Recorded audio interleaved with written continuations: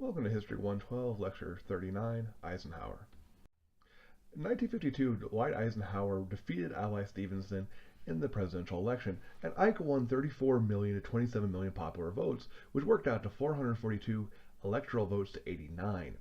Now, he is going to run again in 1956 with the same matchup, and he is going to win by a larger margin. Now, Ike's presidency is going to be defined by what he calls modern republicanism. He is going to be a fiscal conservative. He's going to be about sound business principles, reducing federal spending, balancing the budget, and cutting taxes. But he's also going to be a social moderate, so he's going to want to maintain existing social and economic legislation. So, in other words, those things that FDR had done that had already been fact and been in place for a while, Ike is going to avoid trying to dismantle those, and Ike is also going to try to work in a bipartisan manner and avoid partisan conflicts. By the 1950s, the big shift that had come for conservatives is that they had resigned themselves to the idea of a limited welfare state created by the New Deal. Now, Ike was generally working with Democratic Congress that seek to preserve those programs, so Republicans knew that to get their legislation through, they would have to leave that alone. In addition, many within the conservative owned community, many business leaders, for example, begin to see advantages as this increasing consumer purchasing power by having those programs in place. Now, Ike, when it comes to new things, is going to work in a very conservative manner and is going to tend to reduce the overall federal budget and oppose new social programs. So while the social programs that FDR brought in were allowed to continue, he's not going to do a lot of new ones.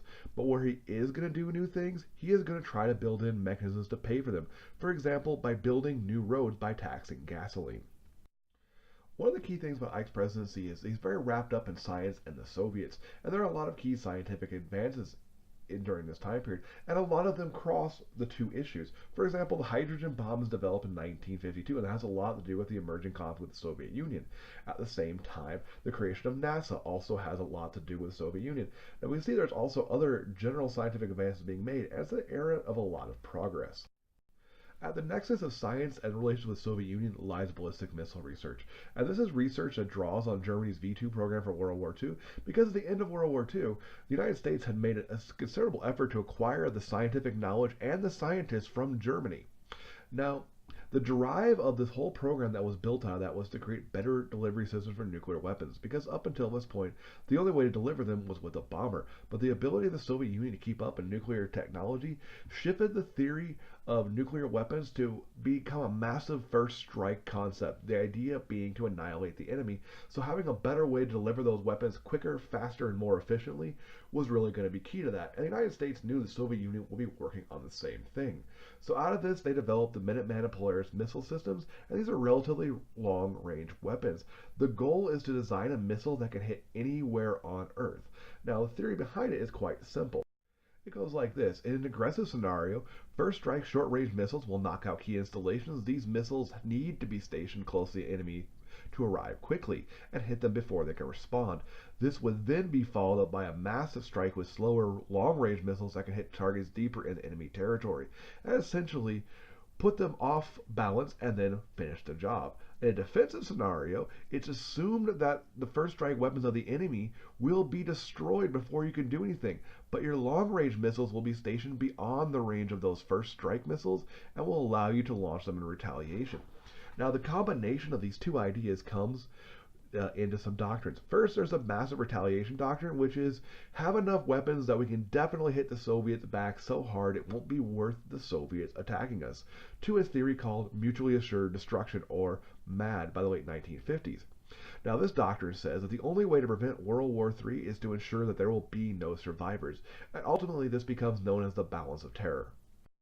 Now, one of the underlying assumptions, however, of this entire endeavor was that the United States would develop key technologies first, and the United States generally assumed that the speed of Soviet advances was due to spying. So in other words, the Soviets would always be playing catch-up because they would never develop anything first. However, when it comes to what happens, there's a bit of a shock, because the A-bomb was developed by the United States in 1945, followed by the Soviet Union in 1949, the H-bomb 52, the Soviet Union's the year later. There's no major advance by the United States in 1957, and all of a sudden the Soviet Union launches Sputnik, the first artificial satellite. and this means the Soviets are the first in space, and the Soviets had their R-7 rocket that can carry a nuclear weapon instead of a satellite and hit most places in the United States. And this begins the space race, and it becomes a proxy race for better delivery systems for nuclear weapons. Because as long as we're talking about peaceful space exploration, that's not officially threatening, because we're talking about going and exploring the moon. That's something for scientific advance. Now, that technology can just be repurposed instantly to nuclear weapons technology, and both sides know that, which is why both sides put a lot of money into this. Now, keep in mind also the American public is very upset about the loss of prestige, and they start talking about closing the missile gap because everyone knows that they don't want the Soviets to get too far ahead in this. Ultimately, the big drive in this is to have a reliable enough rocket system and reliable enough technologies that we can put a man on the moon and get them back. Now, both sides are looking to do this. The Apollo program is going to result in the first man setting foot on the moon. The Soviet program is going to result in the largest man-made non-nuclear explosion in history when their space program basically blows up one day in a large disaster. Although the United States is ultimately going to win the space race by the end of the 1960s, there are a number of other crises that start to emerge during Eisenhower's presidency. For example, Vietnam. Now, the nationalist leader Ho Chi Minh, who is a communist, is going to win major victories against France, who is going to try to restore control over the colony. And the colony of Vietnam is nominally independent but under a puppet regime. Now, Ike decides not to intervene directly, but is going to loan money to France to help them try to retain power there. And this issue ultimately gets added to the Geneva talks where we're trying to settle the Korean War. And these talks are going to divide Vietnam into two over time. On the other hand, in Israel, Truman had recognized this, but had complicated affairs with Arab neighbors, and Eisenhower has to now balance all of those issues.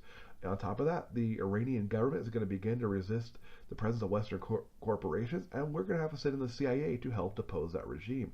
On the other hand, Egypt is going to seize the Suez Canal, starting off a major conflict and a near war with Israel, France, and Britain. The United States is going to broker a deal that's going to involve withdrawing foreign troops, and all this becomes concerned with this conflict that's going to emerge, and will this make the West the enemy of Arab states and turn them towards a pro-Soviet stance? So while these are all small-scale conflicts, they're more or less constantly emerging during Eisenhower's presidency. The two biggest Cold War crises, however, are Cuba and the U-2 incident. Now, with Cuba, the Americans had backed Batista, and his government was toppled by Castro in the late 1950s.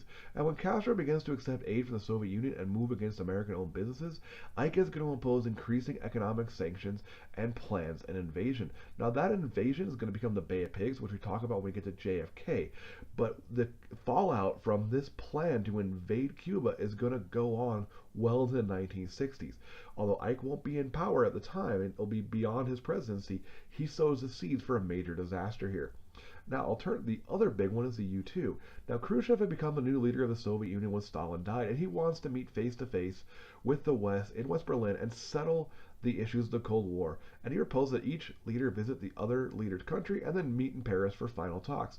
Now, Khrushchev is going to visit the United States. He's going to demand to go to Disneyland and see all the great things in the United States, and then he's going to invite Eisenhower to the Soviet Union to show him all the great Soviet things. Now, days before Ike's visit, a U-2 spy plane is shot down in the Soviet Union.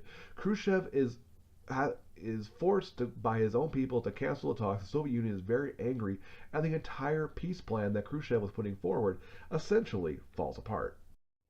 So what's the big idea? Well, if anything, Ike caused tensions with the Soviet Union to grow, and in particular, the U-2 incident plays a role there. But Ike does have a sense of the limits of American power. He is going to do things like end the Korean conflict and keep the United States from further overt military action, with the exception of Cuba. But again, that actually takes place after there's a different president.